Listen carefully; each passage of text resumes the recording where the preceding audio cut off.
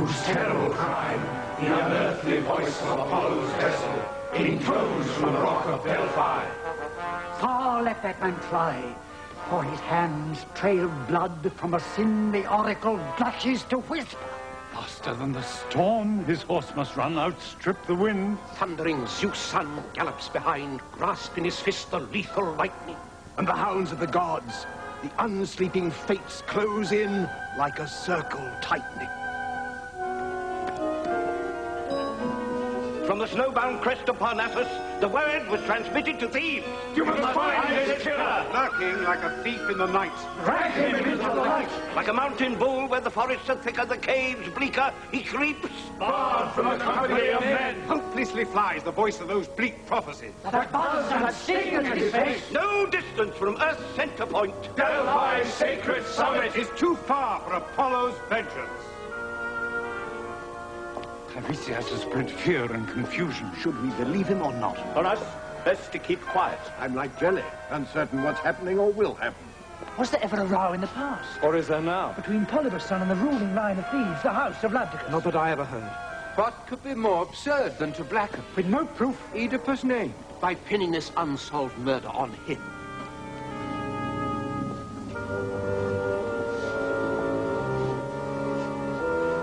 The secrets of man, all the mysteries of his nature, are known to Zeus and Apollo. No one can claim a monopoly of wisdom. One teacher is as good as another, perhaps no better than any of us. Some may see deeper, and some may not. Because wisdom is a jointure unequally shared among men. But what was done must be known beyond doubt. Oedipus saved our state. He publicly outwitted the Sphinx. Like gold, he was tested and found true. We must see his guilt proved.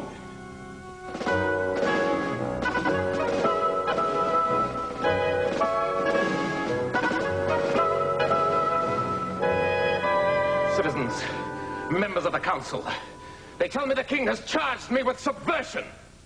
I am innocent of any such charge. The city is on its knees. Does he imagine at a time like this I would injure him by any word or action? I'd rather die than be smeared like that. It is a smear to be accused of treason before you and my friends and my countrymen. He lost his temper and made wild accusations. I think he spoke without thought. Did he say that the old prophet lied under my instructions? Who gave him that idea? He did say it. But why he said it, or whether he meant it, is a matter of opinion. Is he right in the head? Did he speak rationally and look you in the eye, or has he gone mad? I've got more common sense than to make judgments like that on a king's actions. Here he comes from the palace. He'll speak for himself. You're here. What have you come for? I hardly imagined you'd be thick-skinned enough to come knocking at my doors again when you're planning to murder me and take my power. You need plenty of friends and financial backing to capture a throne. Revolutions are made with men and the money to pay them or buy them. Can I speak in my own defense? Judge me when you've heard my answer, not before. Priam, you've always been a brilliant talker, but talk cuts no ice with me. I've seen the evidence of your actions. Betrayal, sedition. You let me speak. Say what you like, but don't protest your innocence. That will be too much. Do you really think that closing your mind, a bone-headed refusal to listen, is a sensible way of proceeding? Do you really think that I can allow you to plot a palace revolution and do nothing about it because you're my brother-in-law? Only a fool would allow that, I agree, if it were happening. There is no revolution in the palace or anywhere. No conspiracy. What am I supposed to have done? As you advised me to send for that canting prophet. Yes, it was. Good advice. I'd give it again. Tell me, how long ago did Laius... Did Laius what? I don't follow you. He died mysteriously. How long ago was that? Years and years. I can hardly remember. Yeah, and this fortune teller, he was here then, already in the prophecy business? Respected then as now for his skill and integrity. And did he mention me when the murder happened? Not in my hearing. And did you not hold an inquest or some kind of investigation? There was an inquiry, but it revealed nothing. And this respected prophet, why did he say nothing then of what he has said today? I have no idea. I never say anything unless I'm in full possession of the facts. But one thing you do know, and you'd be wise to tell me. What can I say? Everything I know, I'll tell you. I'll keep nothing back. You know this much. Without your prompting, the fortune teller would never have dared to accuse me of the murder of Laius. Did he say that? Then you must know whether he's lying or telling the truth, not I. Am I permitted to interrogate you? Why not? I've got nothing to hide. You will never pin this murder on me. Are you married to my sister? What kind of a question's that? I can hardly deny it, can I? I do have that honor. She shares the throne, both title and revenue. Of course she does. What's mine is hers. And I am the third partner. I have my share of power and responsibility. You've always had it. All the more disgusting to conspire against me behind my back. But I haven't conspired against you. Ask yourself, as I ask myself, whether any sane man would willingly exchange a quiet life within the ruling family for the wear and tear, the grueling responsibility of government. It has never crossed my mind. I have no ambition to be king in name or in fact. I live like a king. Sometimes I hope I act like one, and that's enough. No sensible man would want more than that. If I had your job, there'd be too many things I wouldn't like doing, and no more satisfaction from the kingship itself than I get now from royal rank without royal obligations. I'm not so drunk with the prospect of power as to envy a position that yields no profit. Look at me now. Everyone knows me. Everyone loves me. I think. Anyone who seeks to get your attention first tries for mine, because my influence guarantees success. Why should I change such a favorable situation? Is it likely I'd be such a fool as to break with you in such conditions as far as to commit treason? As a political policy, it has nothing to recommend it. It's not mine, nor the policy of any of my friends. Not if I know them. If you want proof, send to the priestess at the oracle, check the message I brought if it was true, produce some evidence of conspiracy between the blind man and me, prove that, and condemn me to death out of hand. My verdict in those conditions will be as merciless as any man's. If you weigh his words, they make good sense.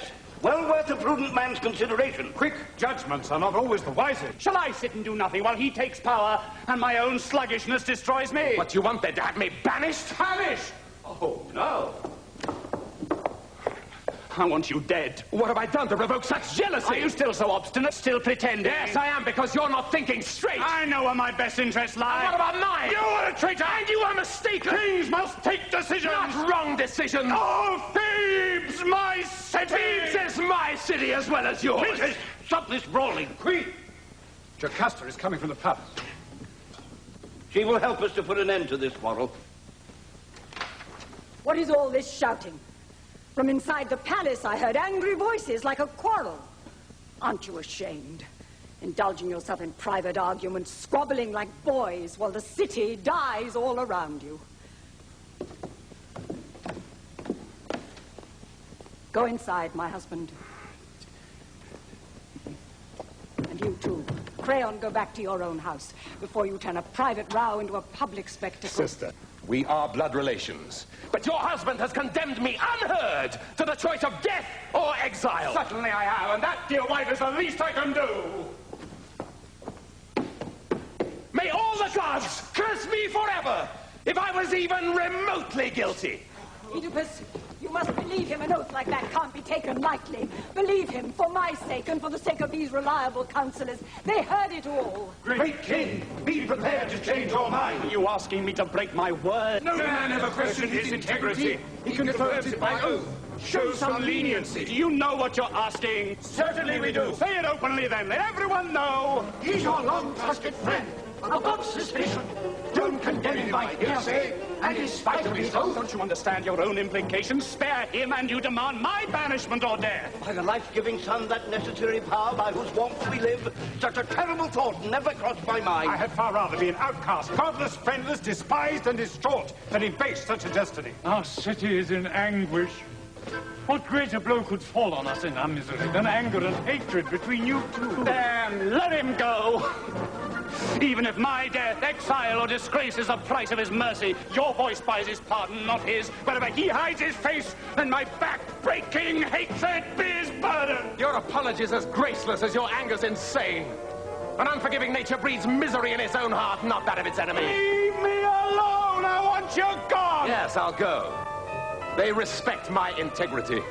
I am misjudged by you alone.